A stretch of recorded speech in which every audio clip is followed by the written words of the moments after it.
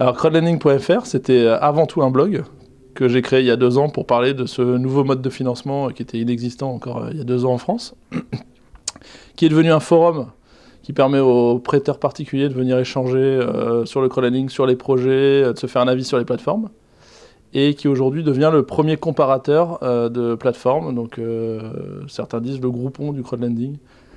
Alors aujourd'hui, on est donc l'application comparateur qui aide les prêteurs à choisir leur projet. Il y a aujourd'hui 800 utilisateurs qui ont été, je dirais, recrutés sans effort de marketing et en quelques mois. Il y a une vraie communauté, certainement la plus grosse communauté aujourd'hui en France de prêteurs. Alors là, on espère encore faire monter cette communauté qui crée un réel intérêt, qui remet un peu l'intelligence collective dans le choix des projets.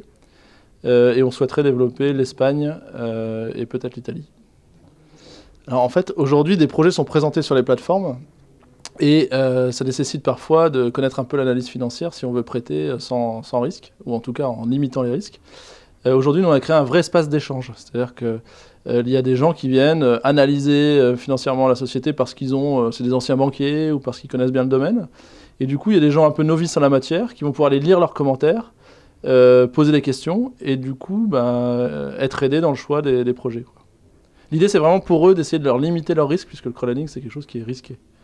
Alors, je pense qu'il y a un avenir. Aujourd'hui, c'est très petit. Aujourd'hui, le crowdlending, ne serait-ce que le crowdlending, ça représentait 55 millions sur les 9 premiers mois de l'année. Ce qui, au regard des 80 milliards ou 100 milliards de financements globaux des entreprises sur l'année, ça représente une goutte d'eau. On doit être à 0,3% si je compte bien, voire moins.